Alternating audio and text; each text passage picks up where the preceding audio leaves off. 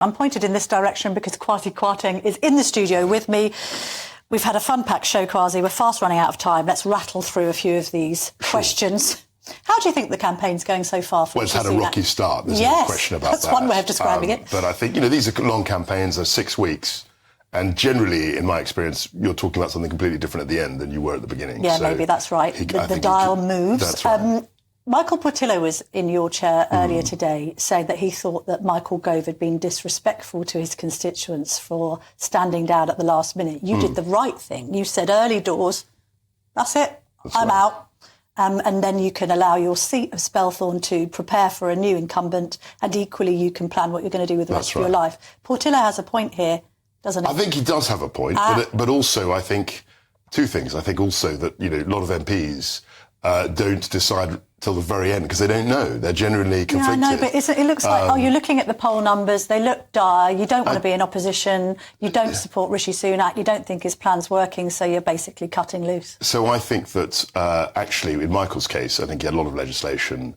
He had rent reform, landlords reform. I think some of that's going to be not going to happen because of the wash-up. I think that's a factor.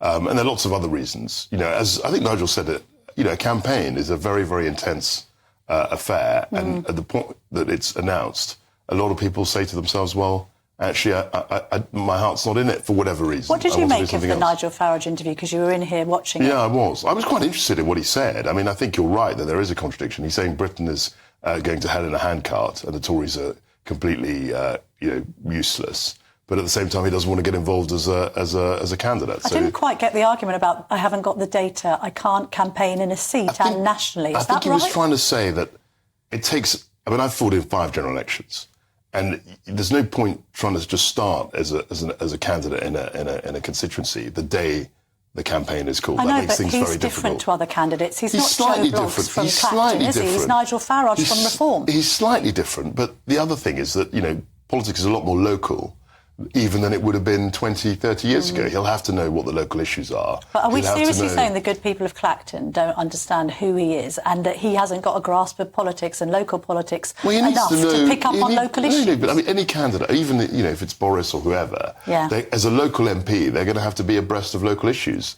And I think Nigel's point, I think it's a fair point, was that 6 months is a lot longer than 6 weeks. Talking of the B word, Boris Johnson has now said he's not really around for this campaign. Yeah, so that's what I read. This is an error, isn't it, by Rishi Sunak? He could have his main big blonde campaigner out on the streets, and instead Boris has apparently got some work to do in Ukraine and elsewhere and going on a family holiday. Well, look, Boris has a new life. He'll have lots of commitments.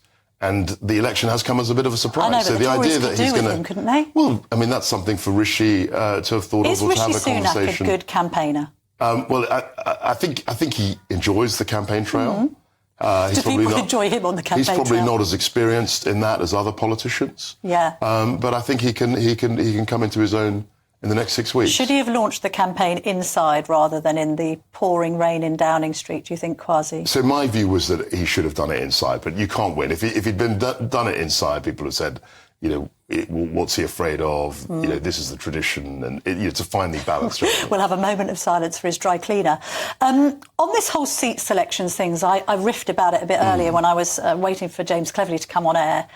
There's a problem here, isn't there? And it's been identified by Nadine Dorries that 200 seats are still to be selected. It's about 190, 190, which is a lot. It's double the amount that Labour have to select. And what that then engenders is a panic, dropping in candidates left, right and centre that probably haven't been properly vetted. Also, if it's to be believed, Conservative campaign headquarters seems to veer towards, anti-Boris Remainers and not pro-Boris Brexiteers, and therefore the complexion of the future party, if these people win, could be that it's just a kind of what might be described as a wishy-washy liberal mess rather than a properly constituted Thatcherite administration. Let's see. I mean, I think it's regrettable that individual associations won't have had the time to have a proper contest in terms of who is going to be their candidate, and I think that's a shame. But of course, if you've got a snap election, and we've had 3, right? This is the 3rd after 2017 and 2019, where there were snap elections. You've got to react very quickly and move the machine very quickly. 30-second answer needed. Do you think that one of the reasons he called this election early is because they realised that they couldn't give any tax cuts in a last-minute budget before election if it was in autumn, because they've spent all of the money on defence spending pledges, bailing out Thames Water, giving money to infected blood victims and all the rest of it? I think the economic picture obviously had a role to play. Yes. Because if you thought the economy was generally getting much stronger, why wouldn't you wait till people felt that? Very good point. And on that note, we're going to leave it there.